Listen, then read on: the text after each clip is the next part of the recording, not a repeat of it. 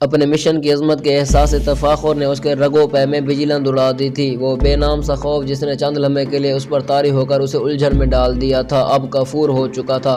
اب وہ اپنے اور نتھا سنگھ گیٹ کے درمیان 8-10 قدموں کا فاصلہ رکھ کر چیتے کی طرح چوکنا، ہوشیار اور محتاط ہو کر بڑے اطمینان سے چلتا چلا جا رہا تھا۔ اس کی آنکھوں میں سما جانے والی برقی رواں اندھیرے کی چادر پھاڑ کر دور دور تلک چاروں اطراف کا جائزہ بڑی احتیاط سے لے رہی تھی۔ سفر کی نزاکت کا احساس اس سے زیادہ اور کسے ہو سکتا تھا؟ اجل کی شاہراہ پر اٹھنے والے اپنے ہر قدم کو وہ ناو تول کر زمین پر اس طرح رکھتا تھا کہ اس کا مکمل بوجھ بھی دھرتی پر نہ پڑے۔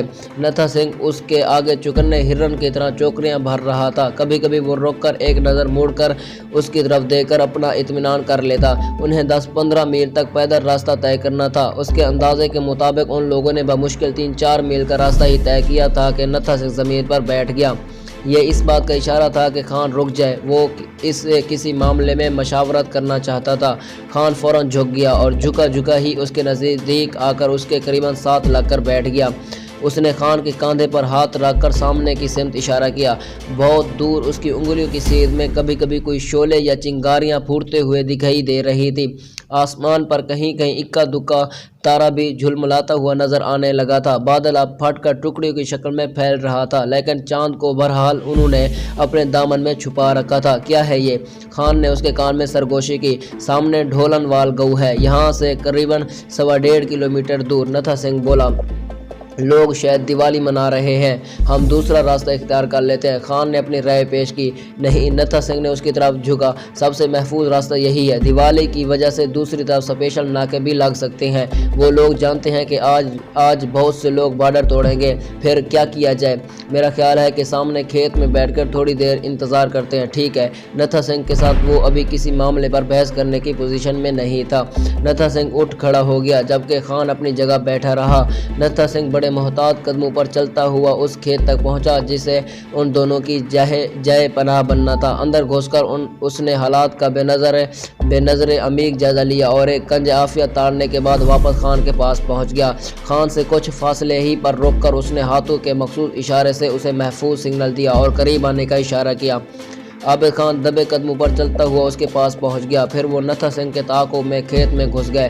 ایک جگہ قدرے خالی دیکھ کر نتھا سنگھ نے اپنے تھیلے سے چادر نکال کر بچھا دی۔ دونوں وہیں بیٹھ گئے۔ نتھا سنگھ نے جیب سے بیڑی کا بنڈل نکال کر ایک بیڑی اس کی طرف بڑھا دی۔ क्षमा کرنا، میں سفر میں رات کے وقت بیڑی نہیں پیتا، عابد خان نے کہا اور سوچنے لگا اس نے بیڑی کیوں سلگائی ہے جبکہ کسی محفوظ مقام پر پہنچنے سے پہلے گائیڈ کو سگریٹ نوشی کی ممانعت کی جاتی ہے۔ کون پرواہ کرتا ہے ایسے ضابطوں کی؟ پھر یہ کوئی پڑھا لکھا جاسوس تو ہے نہیں، تو جاہل سا اسمگلر جو پاکستان انٹیلیجنس کے لیے کام کر رہا ہے، اس نے سوچا اور ذہن میں پیدا ہونے والے شبہات کا وہیں گلا گھونٹ دیا۔ نتھا سنگھ نے دونوں ہاتھوں کی اوٹ میں بڑی احتیاط سے سر پر پگڑی کا سایہ کر کے بیڑی سلگائی۔ اس کا بیڑی سلگانے کا طریقہ اتنا محفوظ تھا کہ عابد خان کے ذہن سے رہے سہے خدشات بھی نکل گئے۔ وہ مطمئن ہو کر بیٹھ گیا۔ क्षमा کرنا مہاراج جی، نتھا سنگھ نے بیڑی کا لمبا کش لے کر اسے ہاتھوں میں چھپائے ہوئے کہا، ہم عیبی لوگ ہیں، نشہ پانی کے بغیر ایک قدم نہیں چل سکتے۔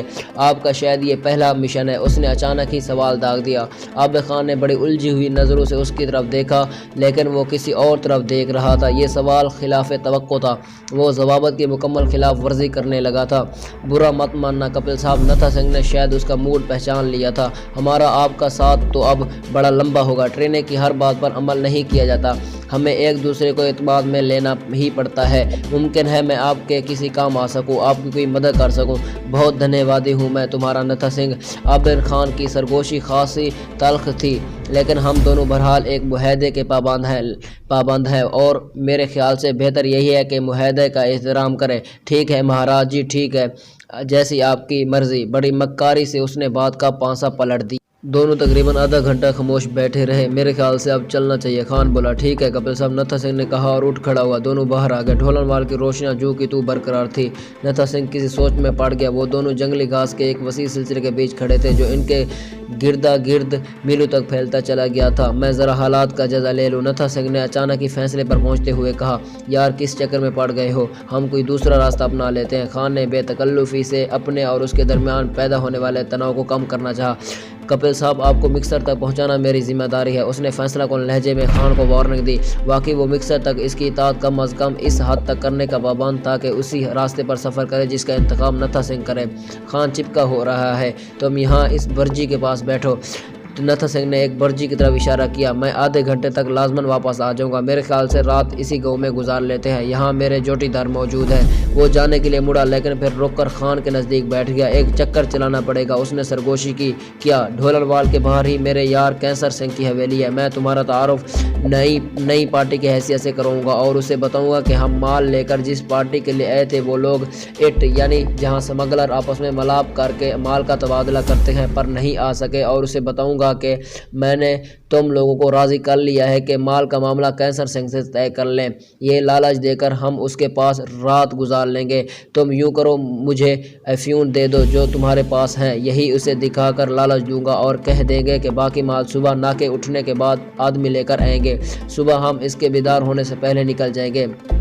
میں اسے ذرا زیادہ پلا دوں گا۔ یوں بھی آج دیوالی کی رات ہے نا، اس نے پہلے بھی پی رکھی ہوگی۔ ایک لمحے کے لیے خان نے کچھ سوچا اور اپنے تھیلے سے افیم نکال کر اسے تھما دی۔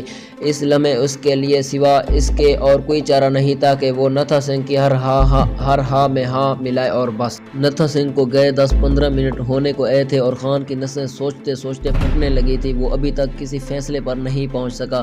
بچے، یہ جو گردن کے اوپر کدو رکھا ہے نا، جو کچھ ہے بس اسی میں ہے اور اسی سے ہے۔ وہاں تمہارے لیے کوئی مجلس عاملہ نہیں ہوگی جس کے ساتھ مشورہ کر کے تم کسی نتیجے تک پہنچ سکو۔ بس تم ہوگے بچے اور اللہ کی ذات۔ کسی بھی نتیجہ یا فیصلہ پر فوراً پہنچنا ہوگا اور یہ تب ہی ممکن ہے جب تمہارے اعصاب گھبرا کر جواب نہ دے جائیں۔ اپنی ذات پر اعتماد اور اللہ پر بھروسہ ہی تمہارے بہترین ہتھیار ہیں۔ بوڑھے صوبیدار میجر نے اس کی رہنمائی کی۔ ڈبل کراس، اس نے بڑبڑاتے ہوئے نفرت سے ہونٹ سکوڑے۔ دوسرے ہی لمحے وہ بجلی کی پھرتی سے برجی عبور کر کے دوسری طرف پہنچ چکا تھا، گاؤں کے کھیتوں کی طرف جانے والے راستے پر جہاں سے ابھی نتھا سنگھ گزر کر گیا تھا۔ وہ ہرن کی طرح کلینچے بھرتا تقریباً آدھ میل آگے نکل گیا تھا۔ اگر وہ اکیلا آیا تو ٹھیک ہے، ورنہ اس نے سوچا اور وہیں دبک کر بیٹھ گیا۔ اس کی مراد جلد ہی بر آئی۔ دور سے آتے قدموں کی جاب اس کے حساس کانوں تک بآسانی پہنچ رہی تھی، لیکن یہ کیا قدم 2 سے بہرحال زیادہ تھے۔ نتھا سنگھ غدار، ڈبل کراس، اس نے دانت پیسے۔ ابتدائی میں ناموافق حالات نے اسے خوف زدہ کرنے کی بجائے اس کی صلاحیتوں کو جلا بخشی تھی۔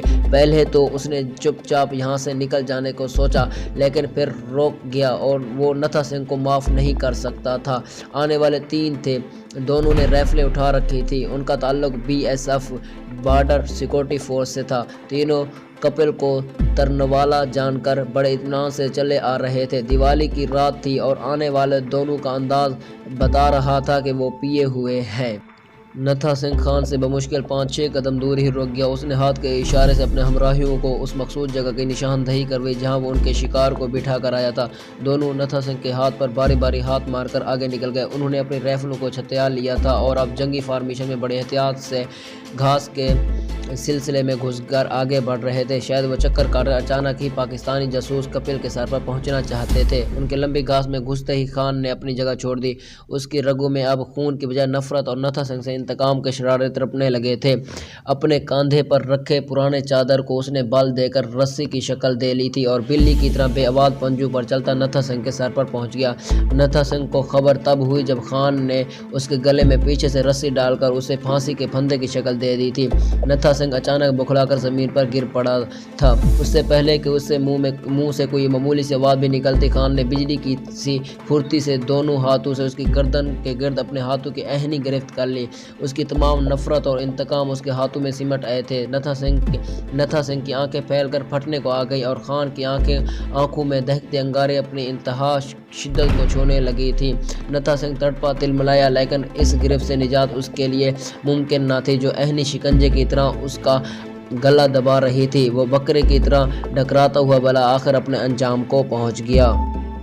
یہ سارا عمل بمشکل 3 یا 4 منٹ میں تکمیل کو پہنچ گیا تھا۔ خان نے اس کی گردن میں گڑی انگلیاں باہر کھینچی اور کھڑے ہو کر اس کی پسلی میں ٹھوکر مار کر اپنی نفرت کو تسکین دی۔ تو دوستو، آج کی ویڈیو یہیں پہ ختم کرتے ہیں۔ آپ لوگوں سے گزارش ہے کہ ہمارے اس چینل کو سبسکرائب کریں اور پاس لگے بیل آئیکن کو بھی دبا دیں۔ بہت بہت شکریہ۔